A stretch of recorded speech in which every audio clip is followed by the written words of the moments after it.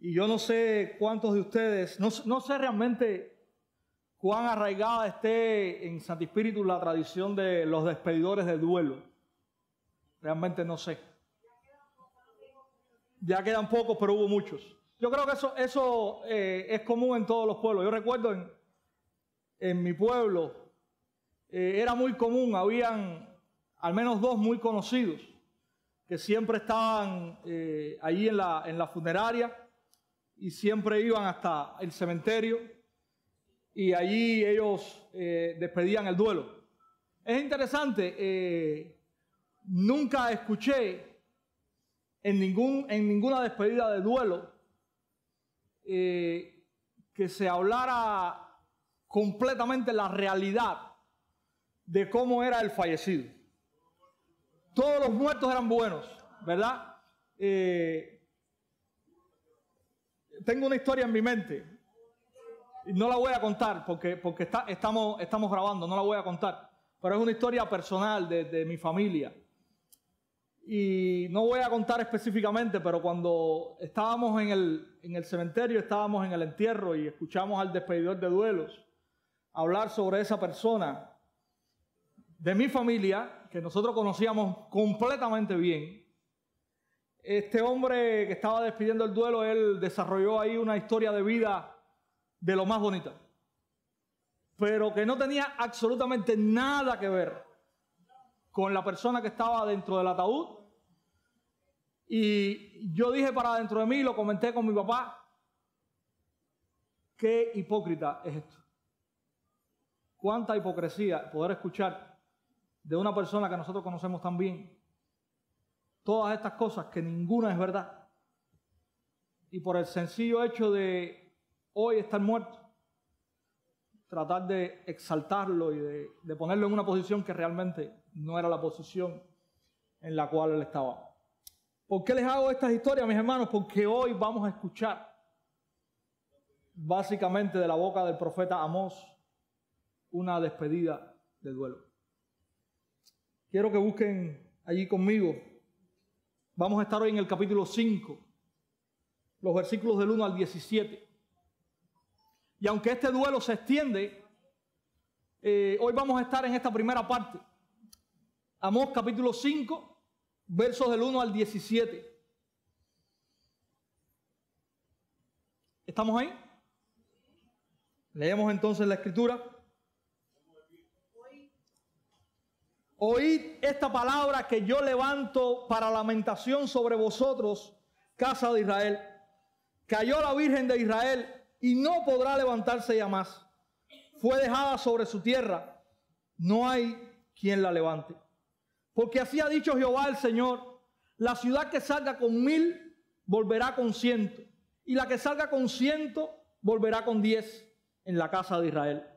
Pero así dice Jehová a la casa de Israel: buscadme y viviréis. Y no busquéis a Betel, ni entréis en Gilgal, ni paséis a Berseba, porque Gilgal será llevada en cautiverio y Betel será deshecha. Buscad a Jehová y vivid, no sea que acometa como fuego a la casa de José y la consuma, sin haber en Betel quien lo apague. Los que convertís en ajeno el juicio y la justicia le echáis por tierra, buscad al que hace las Pléyades y el Orión y vuelve las tinieblas en mañana y hace oscurecer el día como noche, el que llama a las aguas del mar y las derrama sobre la faz de la tierra. Jehová es su nombre, que da esfuerzo al despojador sobre el fuerte y hace que el despojador venga sobre la fortaleza. Ellos aborrecieron al reprensor en la puerta de la ciudad y al que hablaba a lo recto abominaron. Por tanto, puesto que vejáis al pobre y recibís de él carga de trigo, edificasteis casas de piedra labrada, mas no las habitaréis. Plantasteis hermosas viñas, mas no beberéis el vino de ellas. Porque yo sé de vuestras muchas rebeliones y de vuestros grandes pecados. Sé que afligís al justo y recibís cohecho, y en los tribunales hacéis perder su causa a los pobres. Por tanto, el prudente en tal tiempo calla, porque el tiempo es malo. Buscad lo bueno y no lo malo, para que viváis, porque así Jehová, Dios de los ejércitos, estará con vosotros, como decís. Aborreced el mal y amad el bien, y estableced la justicia en juicio. Quizás Jehová, Dios de los ejércitos, tendrá piedad del remanente de José. Por tanto, así ha dicho Jehová, Dios de los ejércitos, en todas las plazas habrá llanto, y en todas las calles dirán, ay, ay. Y al labrador llamarán a lloro, y a endecha a los que sepan endechar. Y en todas las viñas habrá llanto, porque pasaré en medio de ti, dice Jehová. Señora, gracias te damos una vez más por tu palabra. Permite, Señor, ahora que tú nos des, Señor, corazones dispuestos a recibirla. Humíllanos, Señor. Que esta pueda ser, Señor, expuesta con claridad y con fidelidad a lo que tú has querido, Señor, revelar para nosotros. Que esta pueda, Señor, guiarnos a toda verdad. Que tú por medio de tu Espíritu, Señor, puedas mostrarnos qué es lo que tú quieres que tu iglesia, Señor, viva hoy conforme a la verdad de tu palabra. Oh Dios mío, te ruego que tú me auxilies. Reconozco que, Señor, no soy suficiente. Te pido, Señor, que por medio de tu Espíritu tú me guíes a poder declarar tu palabra. Que esta pueda ser, Señor, útil, provechosa para nuestras vidas. En el nombre de Jesús oramos. Amén. Hermanos, si podemos dividir este texto extremadamente complejo, quizás pudiéramos hacerlo de esta manera. Los versos del 1 al 3 vamos a estar viendo un discurso de lamento. En los versos del 4 al 15 vamos a estar viendo cuál es la forma para escapar del juicio.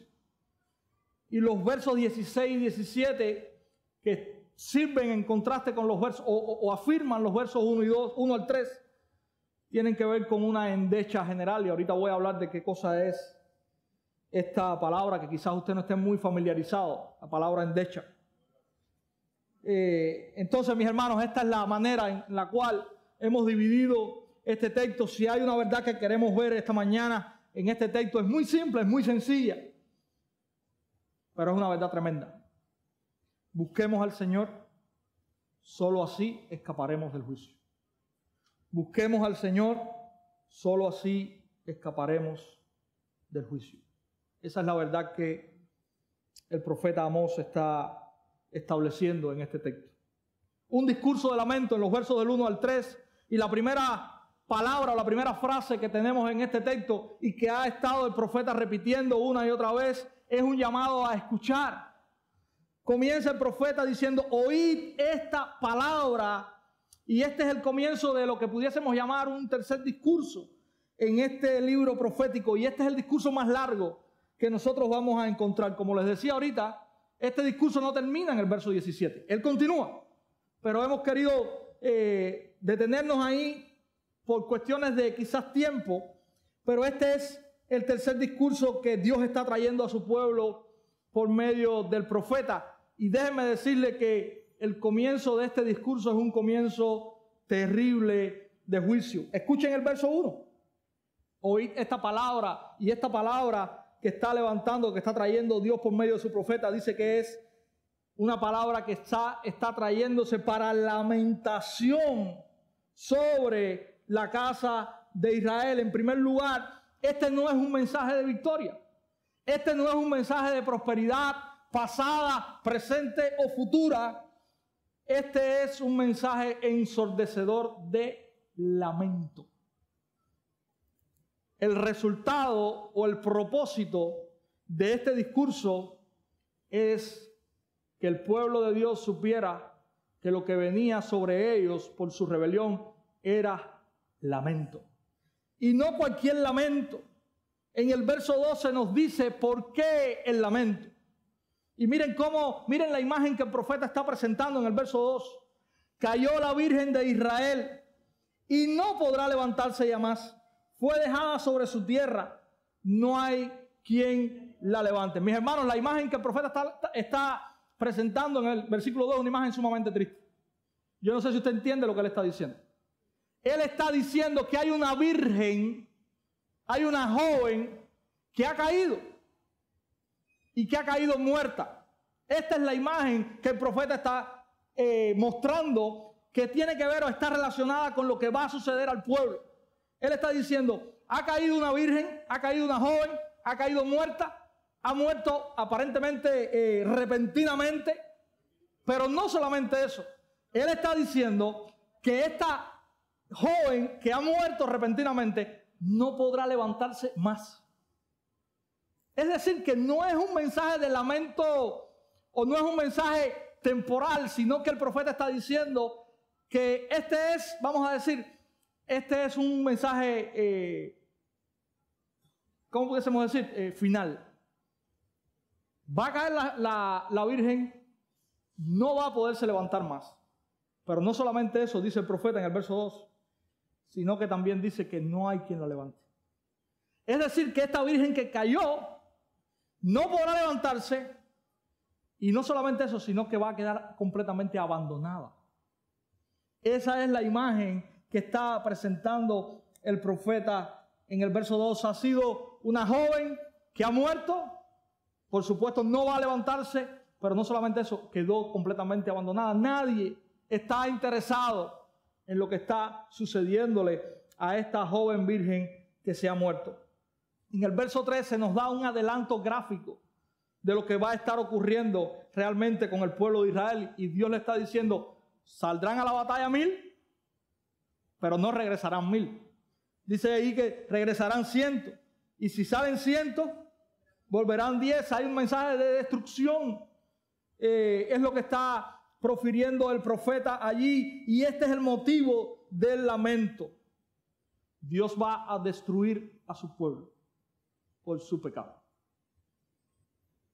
Vez tras vez, este es el mensaje que el profeta está diciendo al pueblo que ellos tienen que escuchar. Oigan esta palabra, oigan esta palabra, oigan esta palabra. Y el contraste de este texto, que también es el contraste de otros, es que esta destrucción todavía no ha llegado. Y es por eso que cuando usted entra en el versículo 4, usted ve un llamado al arrepentimiento nuevamente de parte de Dios. Y ahorita vamos a ver eso.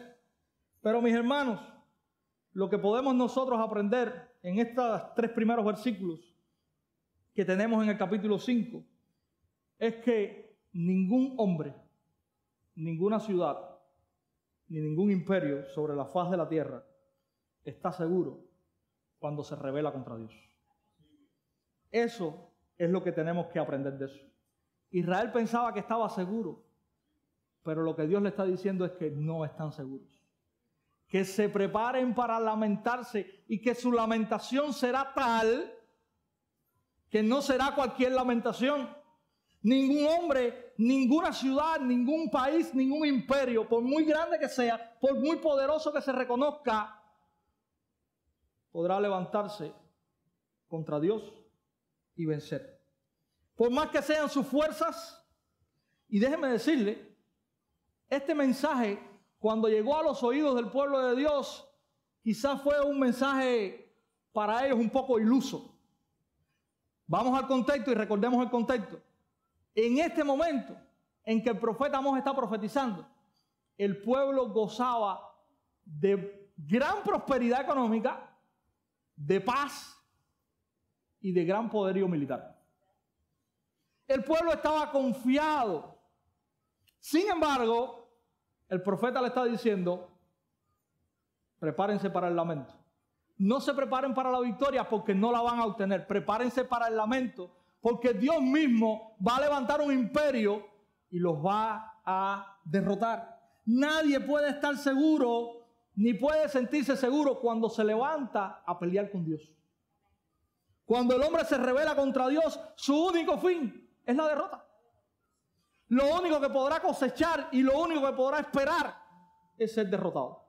Es ser completamente aplastado por la fuerza del todopoderoso Dios del universo. Por muy poderoso que el hombre piense que sea, por muy poderoso que el imperio piense que sea, cuando se compara con el Dios del universo, sus fuerzas y su poderío es ridículo. no sirve y no vale para nada. Dios les ha estado recordando a ellos que precisamente todo lo que ellos han obtenido ha sido únicamente porque Él se los ha dado. Ellos no eran nadie, ellos eran una pequeña familia, ellos no tenían una tierra, Dios les concedió la tierra y se las concedió por medio de las luchas con pueblos que eran superiores en fuerza que ellos, pero Dios les dio la victoria y todo lo que ellos tenían no eran por ellos mismos, sino era por Dios que se los había regalado. El verdadero poder del pueblo de Dios no era el propio pueblo, era Dios. Y eso ellos no lo entendían. Si Dios se levantaba contra ellos, irremediablemente ellos terminarían destruidos. No necesariamente por el poderío del imperio que vendría, sino porque Dios estaba detrás de eso y Dios mismo los iba a aniquilar. Esa era la verdad que ellos tenían que entender. Como les dije ahorita, mis hermanos, en el verso 4 todavía hay un mensaje de esperanza. Comienza el profeta diciendo: pero así ha dicho Jehová a la casa de Israel. Voy a traerlo al español de ahora. Búsquenme para que vivan. Búsquenme para que vivan. La única manera que ustedes tienen de escapar de todo esto es que ustedes se vuelvan a mí. Eso es lo que Dios está diciendo. El versículo 4 es el resumen de este discurso. Es el foco central de este discurso. Aunque el juicio es seguro, aunque el juicio vendrá, Dios les está diciendo: todos aquellos que me busquen van a vivir. Dios está trayendo la expectativa aquí, y ahorita vamos a hablar un poquito más acerca de esto, de que hay un remanente dentro del pueblo que va a escapar, pero va a escapar porque va a cambiar su estado de rebeldía por un corazón dispuesto a buscar a Dios. Y ese buscar a Dios tiene que ver con cambiar la actitud que ellos tenían hasta ese momento. Y ahorita vamos a ver qué Dios les está diciendo que tienen que hacer. Busquen a Jehová, no a las ciudades que tienen a su alrededor, no a los ídolos que han levantado. Y eso es lo que Dios les dice en el versículo 5. Dice: no busquen en Betel, ni entren en Gilgal, ni paséis a Berseba. ¿Por qué? Porque todas esas cosas yo las voy a destruir. Ellos tenían sus refugios en su mente planificados. Esta ciudad Dios no las va a tocar. Esta ciudad es para Dios, esta ciudad es de Dios. Dios ha usado quizás esta ciudad en el pasado como un centro de adoración a Él. Y hablábamos, creo que el domingo anterior, de lo que representaba Betel, de los que representaban estas ciudades que el rey Jeroboam II había establecido como centros de adoración. La confianza del pueblo estaba en estos lugares y no en Dios. Y Dios le está diciendo: miren, no se refugien ahí, porque ahí no van a encontrar refugio. Yo voy a destruir todo eso. Mis hermanos, Dios quería enseñarle a su pueblo que el único refugio que ellos tenían era Él mismo. Y si para eso Él tenía que destruirlos, Él lo iba a hacer. Déjenme decirles que Dios le está diciendo: sus centros de adoración pagana no sirven para nada. Yo voy a destruir a Betel. Yo voy a llevar a Gilgal en cautiverio, versículo 5. Y en el versículo 6 Dios dice: yo voy a prenderle fuego a Betel y la voy a consumir por completo. Ellos no van a escapar recurriendo a sus falsos lugares de adoración. Recuerden la creencia del cuerno del altar. Dios le está volviendo a repetir: no confíen en eso, porque todo eso yo lo voy a destruir. Solamente ustedes podrán escapar si ustedes me buscan a mí, si ustedes restauran la adoración genuina de corazón que yo establecí cuando hice pacto con ustedes, si ustedes viven bajo las condiciones del pacto. Israel creía que estas ciudades podían servirle de refugio y de guarda. Y mis hermanos, esto era una tremenda mentira. Pero nosotros podemos pensar o podemos tener un pensamiento parecido al que Israel tenía en ese entonces. Por ejemplo, nosotros podemos pensar que este lugar es un lugar sagrado, Pero déjenme decirles, si este lugar en algún momento llega a ocupar el espacio que solamente Dios merece en el corazón de nosotros, Dios podrá destruirlo. Y Dios lo hará sin ningún ápice de duda. Porque todo lo que ocupe el lugar de Dios en el corazón del hombre, Dios lo va a quitar. Todo lo supuestamente bueno que el hombre pueda poner en su corazón y que usurpe el lugar de Dios, Dios lo va a poder quitar. Y Dios lo va a quitar sin lugar a dudas, porque Dios quiere enseñarnos que solamente Él es suficiente. Que no hay nada que pueda ocupar su lugar. Y que lo que Él nos da puede ser bueno, pero cuando comienza a competir con Él, Él lo va a quitar de nosotros. Nada podrá opacar la gloria de Dios, porque todo lo que intente hacerlo, Él lo va a quitar. Todas estas cosas que pueden ser buenas, que pueden servir, si no sirven para reflejar su gloria, si no sirven para que Dios sea temido y para que Dios sea exaltado, Dios las va a quitar de en medio nuestro, ya sean los templos, ya sean ciertas tradiciones, lo que sea. Si estorban a una adoración genuina de su pueblo, Dios podrá irremediablemente quitarla de delante de nosotros. Versos 8 y 9. Y yo sé que me volé el 7, ahorita vamos a verlo. Versos 8 y 9 dicen algunos eruditos que sirven como un cántico que era muy conocido en este tiempo, que era una expresión de adoración a Dios, reconociendo que Dios era el Dios poderoso, el Dios todopoderoso. Pero no solamente eso, sino que este cántico servía como el reconocimiento de que Dios era el Dios que transforma. Y si usted lee el cántico, por ejemplo, dice ahí que vuelve las tinieblas en mañana, que hace oscurecer el día como noche, que llama las aguas del mar, las derrama sobre la faz de la tierra. Está hablando acerca de que este Dios es el Dios poderoso que hace cambios o transforma las cosas. Pero mis hermanos, este cántico solamente demuestra la adoración vacía que había en el corazón del pueblo de Dios. La adoración sin sentido que había en el pueblo de Dios. Ellos estaban declarando algo que era completamente verdad, pero lo estaban declarando de labios para afuera. Y eso no es lo que Dios quiere. La adoración a Dios tiene que involucrar la verdad. Y es por eso que nosotros estamos siempre luchando porque cuando cantemos la verdad. Pero no solamente involucra la verdad. Involucra también que nosotros, los adoradores, vivamos esa verdad. Y eso era lo que el pueblo no estaba haciendo. Ellos sabían la verdad, ellos podían cantar la verdad, pero ellos estaban muy lejos de la verdad. Y Dios les está recriminando eso. No importa lo que tú cantes, no importa lo que tú hables. Si tú no lo vives, eso tiene una sola palabra. Eso es hipocresía. Y eso a Dios no le agrada. Verso 10.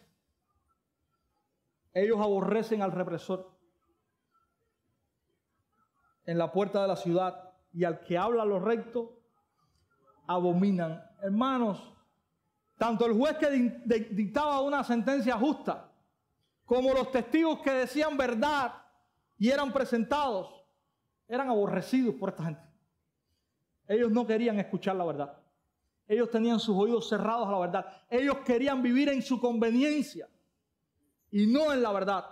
Y Dios les está recriminando por eso. Recuerden lo que dice Amós en el capítulo 2, versos 11 y 12.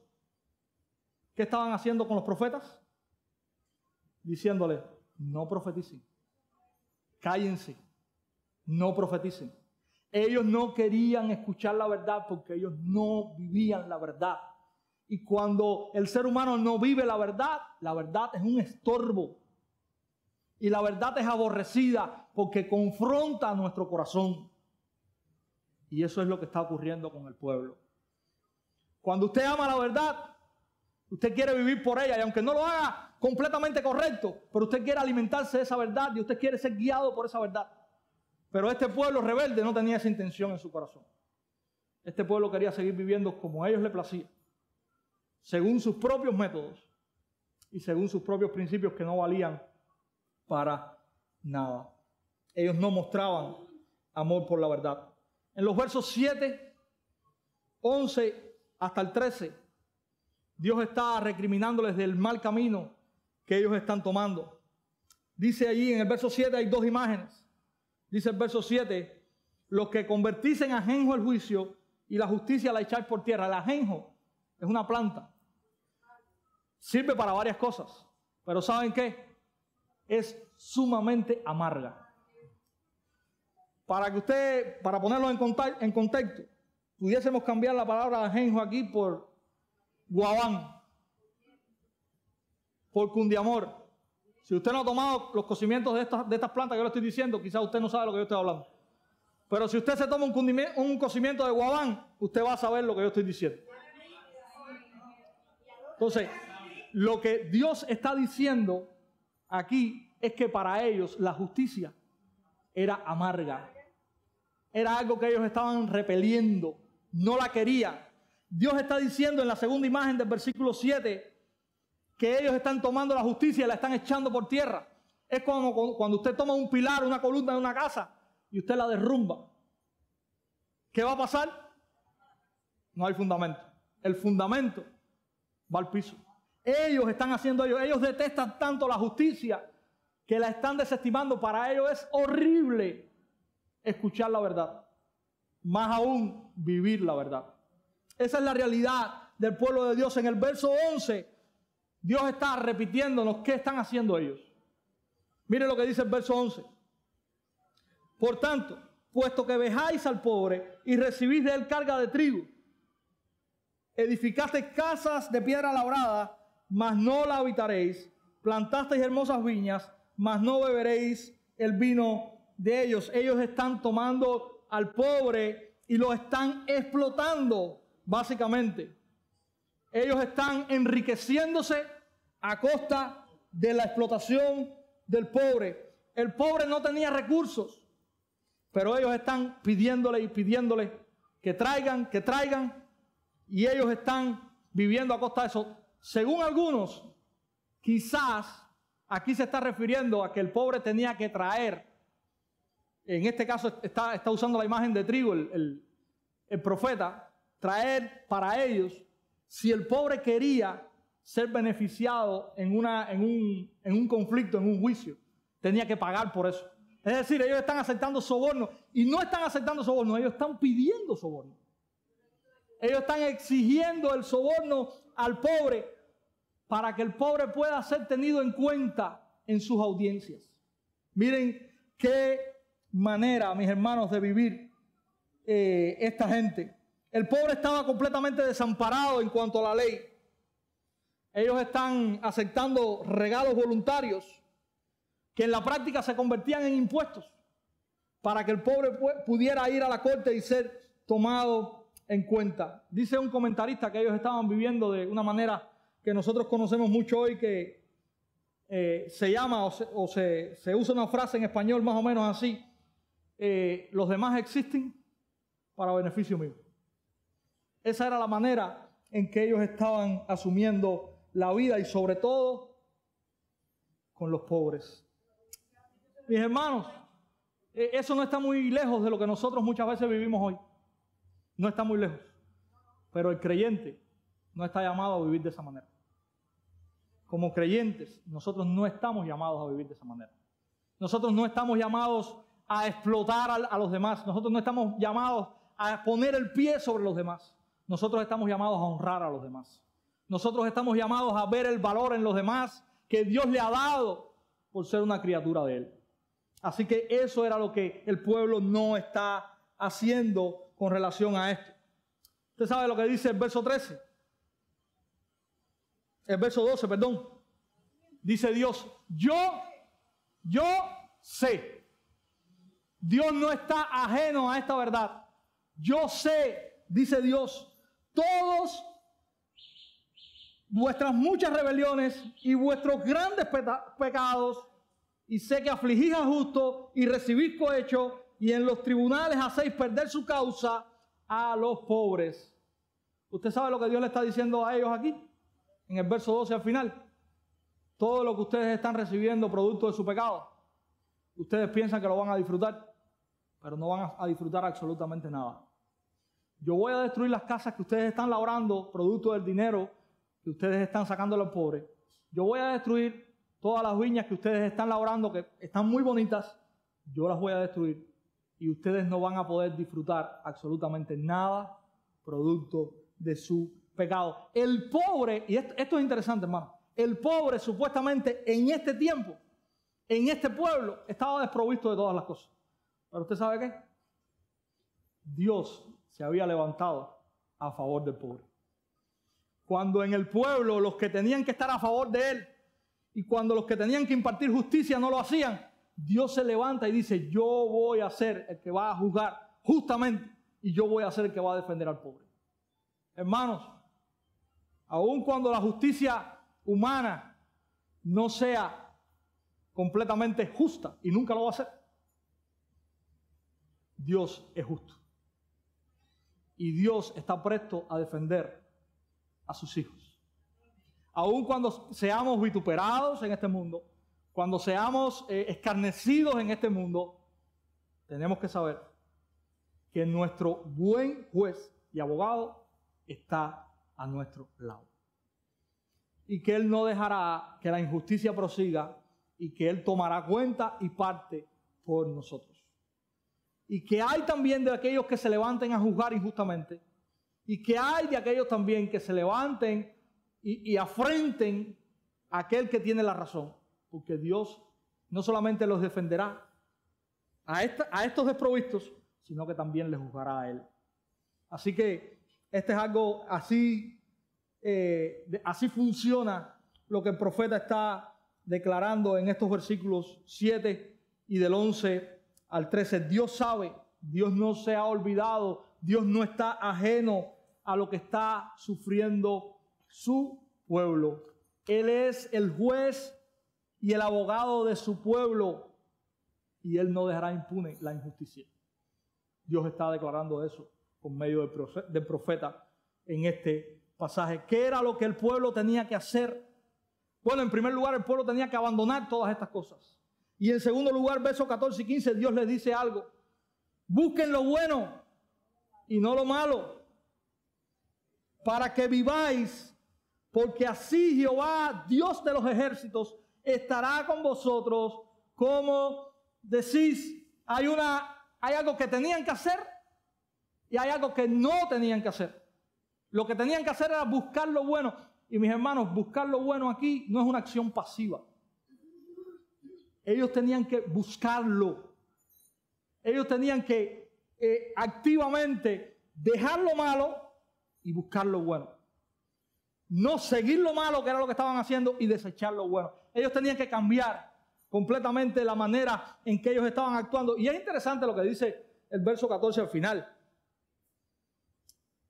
Porque así Jehová, Dios de los ejércitos, estará con vosotros, como decís. Dios está con nosotros. Dios le está diciendo, no. Para que yo esté con ustedes, ustedes tienen que hacer lo bueno y dejar lo malo. Esa es la manera en que yo realmente voy a estar con ustedes.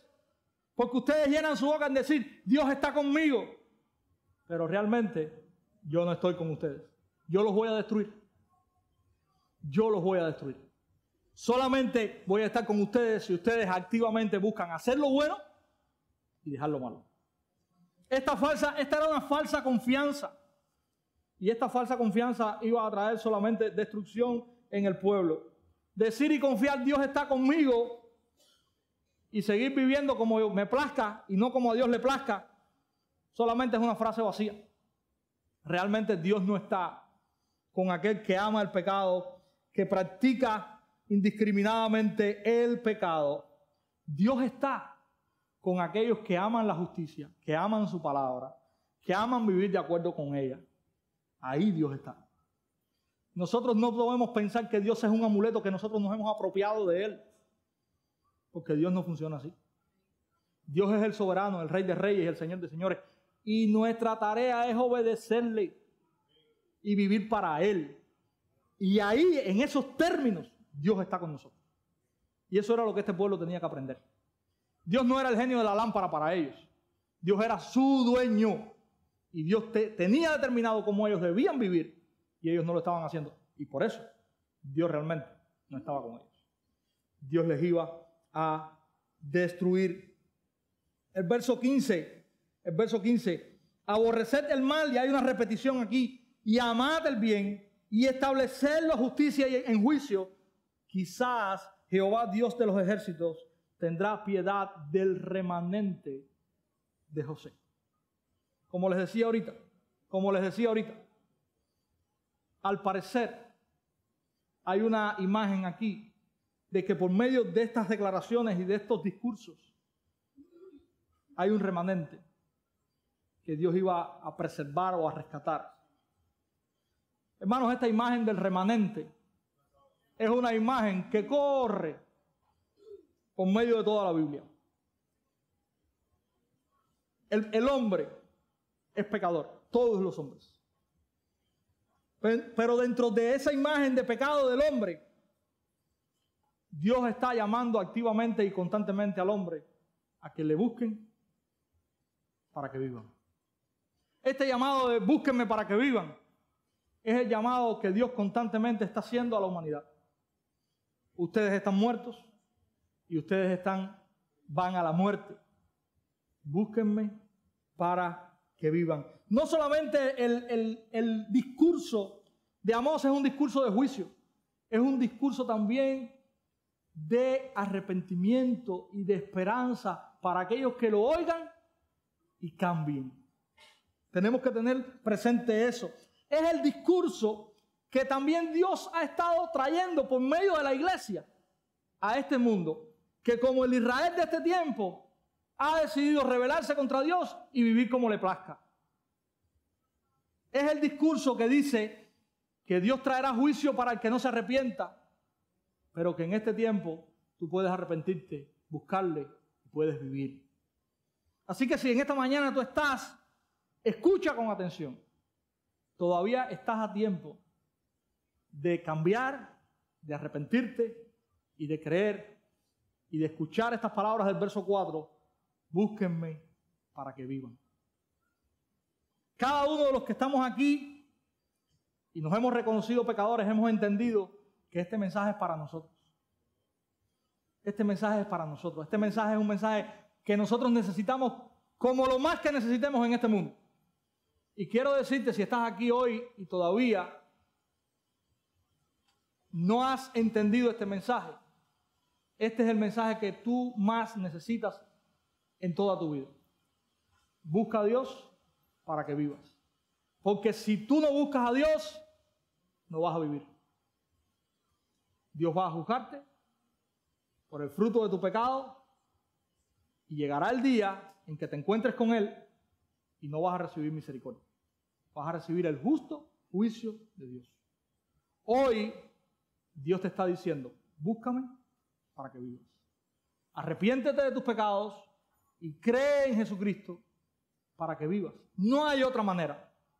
Israel no podía esconderse en Betel, ni en Gilgal, ni en los templos que había hecho.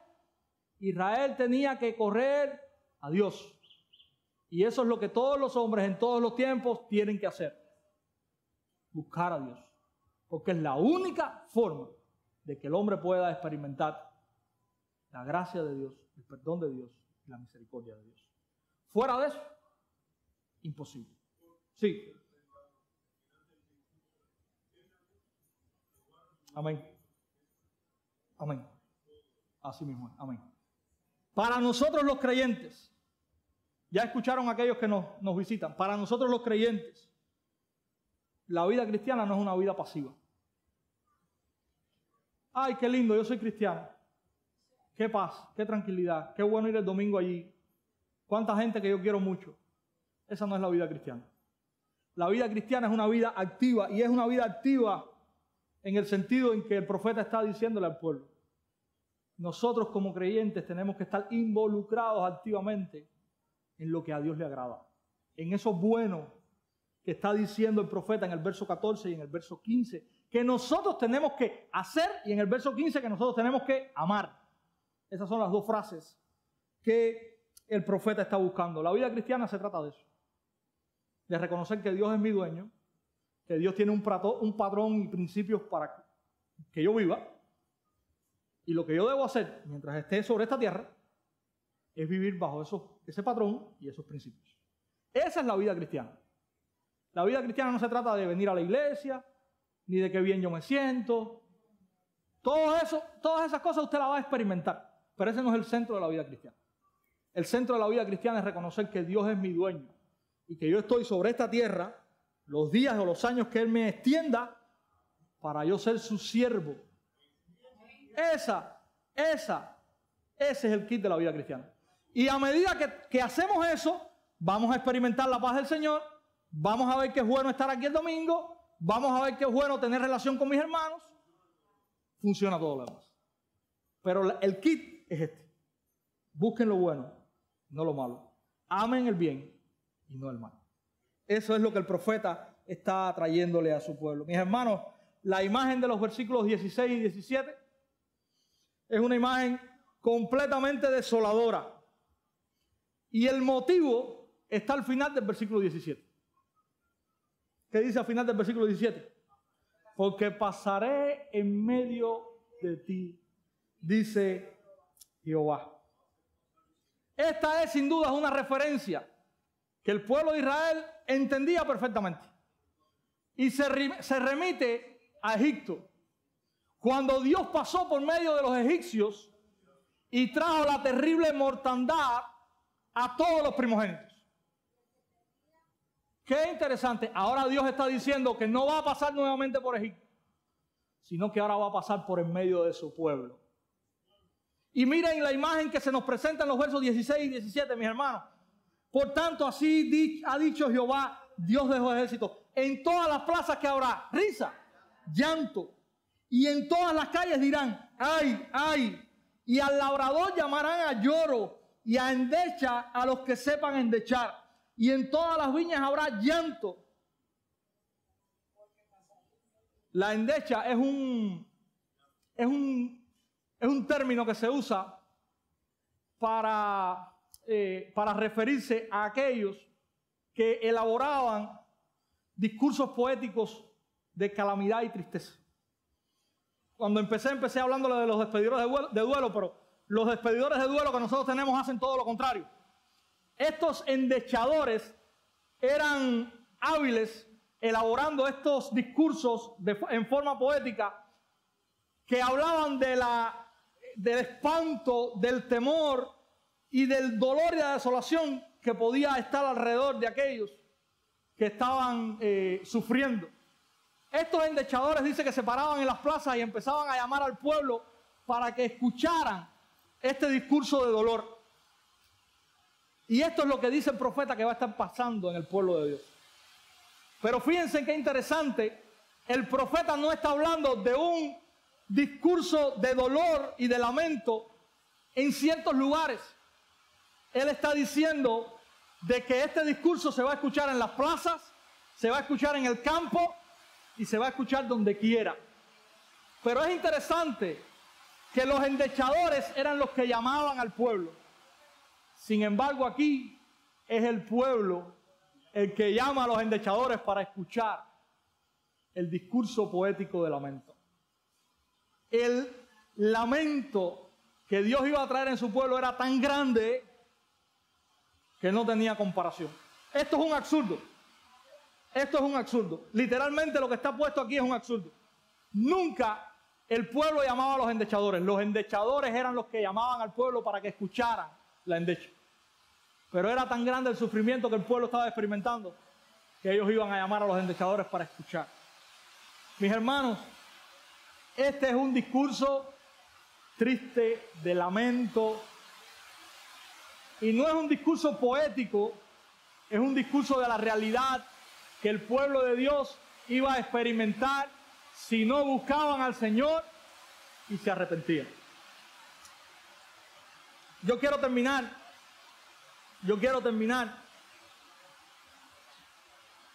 recordando lo que este texto nos enseña.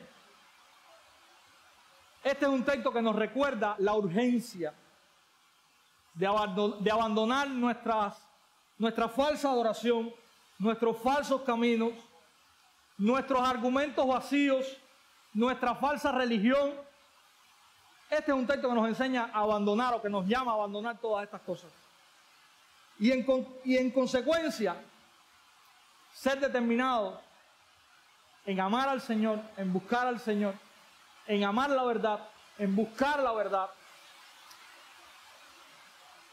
Este es un texto que llama a aquellos que no han conocido al Señor con urgencia a reconocerle, a cambiar, a arrepentirse. Este es un texto que llama a la iglesia a vivir de la manera que Dios quiere que viva y no de la manera que muchas veces la iglesia se ha propuesto vivir. Este es un texto que llama a la iglesia a reconocer al Señor como dueño, como Señor, como Rey, como soberano, y a reconocerse a ella como sierva y como esclava del Señor. Este es un texto que llama a estas cosas. Quiero terminar pidiendo al Señor que pueda hablar a nuestros corazones y pueda darnos el entendimiento y la humildad para reconocer cuál es nuestro papel en esta vida, en su obra, como pueblo de Él. No es decir, el Señor está conmigo. No, el Señor está con nosotros si nosotros obedecemos y amamos al Señor. Si no, el Señor no está con nosotros. Porque si no, no somos ni cristianos. Porque esa es la realidad. Yo puedo decir, yo soy esto, y yo hago esto, y yo... Pero si yo no vivo conforme a lo que la Escritura dice, hermano, la propia Escritura dice que quizás tenemos que examinar nuestro corazón porque quizás no somos creyentes. Quizás nos hemos creído el cristianismo.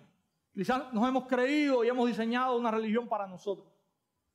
Pero la verdadera religión es la que busca y honra al Señor, la que ama al Señor, la que sigue sus caminos. Y eso era lo que el pueblo no estaba haciendo. Y Dios le está diciendo, si ustedes quieren verdaderamente experimentar que yo esté con ustedes, búsquenme, amen la verdad. Si no, solamente experimentarán de mí el juicio que traerá un profundo lamento entre ustedes. Recuerdo, mis hermanos, la verdad. Busquemos al Señor. Solo así escaparemos del juicio. Busquemos al Señor. Solo así escaparemos del juicio. Que el Señor pueda usar su palabra para hablar a nuestras vidas y para transformar nuestros corazones.